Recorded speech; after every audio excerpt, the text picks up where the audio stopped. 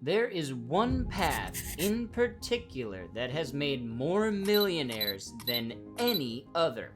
And yet, I don't see anybody else talking about this very much. It's not a 401k. It's not dividends. It's not selling things online, which seems to be something finance YouTubers are pushing really hard right now. In reality, these things can all be great tools for income and wealth creation, but none of them hold a candle to the true heavyweight champion of making millionaires. We're going to talk about that today, as well as how to get into it if you're new to this game or just starting to take control of your finances. The number one way to become a millionaire is, and always has been, small business. Hang tight, don't leave. We're gonna go deep here. Now, small business is a really vague concept, so let's define that a little bit more. Small, local, service-based businesses crank out millionaires like they're Twinkies in a Hostess factory. We live in a day and age where people are hiring professionals to take care of daily chores, tasks, and errands that they don't want to deal with at rates that we've never seen before. In regards to personal finance, I don't really recommend hiring people for these services, as I myself prefer to just do them and save the cash, usually. But as far as being a wealth-building tool, the time has never been better to start a small business. Big business is constantly under fire all over the world right now, and lots of people are getting back to the roots of shopping small. But to start a business, you have to have the means, the knowledge, and the idea. Let's break all of these down. You can't start a business without an idea, so let's start with how can you figure out potential businesses you can start that are a good fit and an opportunity for you. Pretty simple. Business, at its heart, aims to solve problems for people that they either can't or don't want to do themselves. So a small, service-based business would provide a service that people either can't or don't want to do themselves and will pay money to get it done. Let's do some idea generation now. For the next 30 days, write down every chore or errand you have to do in the house, apartment, or even errands around town. Every single one. Just do it! At the end of the month, you'll have a sizable list of chores and errands, and you may not mind doing them, but your neighbors and other people where you live might despise them, or just not have time to get them done because of their job. One small business that's getting talked about a lot right now is trash can cleaning services. What an idea. I would bet many of those business owners are millionaires already. Back to our ideas though. Go through your list of chores and errands and ask yourself a few questions. Question 1. Is this something I can see someone paying others to do for them? Question 2. Is this something that can be done with little to no tools or experience? We'll talk more about this later. Question 3. Is this something that I could expect repeat business from and charge a reasonable amount for? If you can answer yes to these questions, then my friend, you have a small, low-cost, easy-to-start, easy-to-scale, service-based business. I'll shotgun blast a couple of ideas at you real quick. A mobile cleaning business for cars, homes, or even other businesses. Dog walking or dog sitting. House sitting. Trash can pressure washing. Of course I had to include it in here. Professional organizing, and more. I'm actually going to do another video pretty soon about really lucrative side hustles that nobody is talking about right now. So if you'd like to learn more about personal finance and business, I'd appreciate a like and consider subscribing. Now, the important thing about small business is there is always room in town for another business to start up. Some business owners might get old or burnt out and decide to retire or shut their businesses down. Some lose interest or lose the ability to do that business and then get into something else entirely.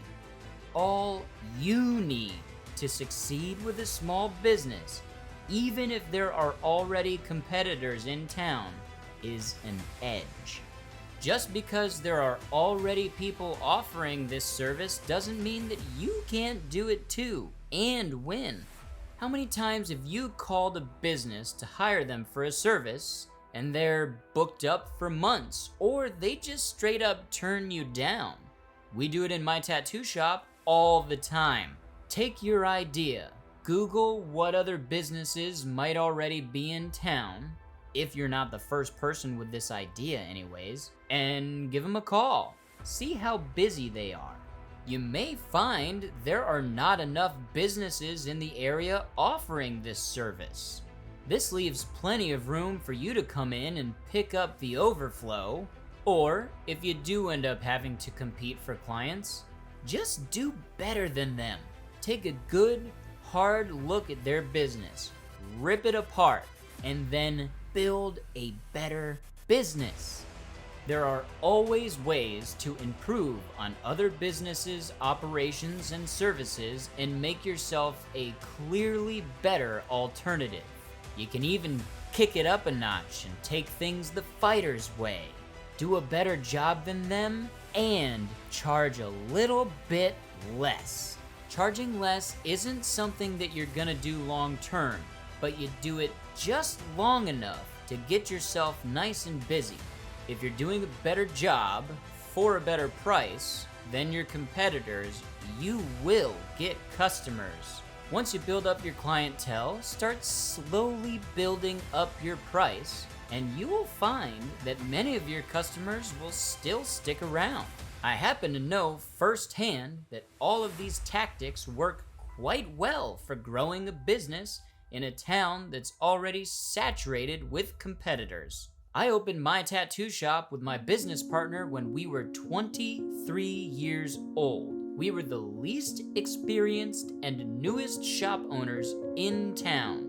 Using the exact tactics above, 2 years after starting our tattoo shop, we were clearing over $200,000, and it only takes me 2 days a week to manage it. You want to be a millionaire? That'll make you a millionaire. We have grown to be the largest, most reputable tattoo shop in town, with clients even traveling to us from out of city, out of state, and even internationally to come to us for our services. Now, of course, you're not going to have people come to you internationally for a mobile car detailing service, but you get the point. But why do these tactics work so well? If you're anything like us, when you're the new business in town, all your competitors will underestimate you and think you'll just fail. If you hit these tactics hard and fast, you can sweep the rug out from your competitors and grow big enough, fast enough, where even by the time they realize you're not going anywhere, it's too late for them to try to compete with you in any real way. You're here to stay. Now, I know there's one concern that might be looming in the minds of some of you right now. Matt, don't 90% of small businesses fail in the first 10 years? Well, yes, but we need to look harder at those statistics and take a few things into consideration. Approximately 20% of new businesses fail in the first 2 years, 45% fail during the first 5 years, and 65% fail during the first 10 years. But the most important thing to remember is that accounts for all small businesses that get opened.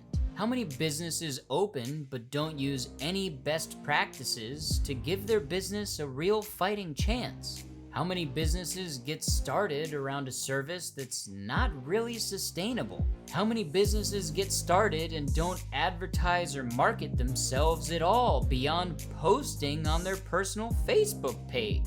Pro tip: if you start a business, marketing is a must. Every business is a numbers game. You can't just post on your Facebook page, buy, sell, trade pages, and just tell a few people that your business is open and expect to get any real clients. I can do a video dedicated to scaling businesses if you guys want. Let me know in the comments if that's something you want to see. Back to the statistics. And for the final point, how many of those businesses that fail are just plain bad ideas? Like this guy. Sup dudes, my business is called Organdles. I make sustainable, organic candles using the clippings of my own fingernails and toenails. We have earthy scents like dirt and fungus. Alright, so that's an extreme example, but you get the idea. The bottom line is you have as good a chance as any if you offer a high quality service that people need or want, you're charging a fair price, and you're advertising your business in the right places. Your odds might even be better than you think. If you really want to set yourself up for the highest chance of success, you ought to look into insuring yourself against failure. And I'll teach you how to do exactly that in this video right here.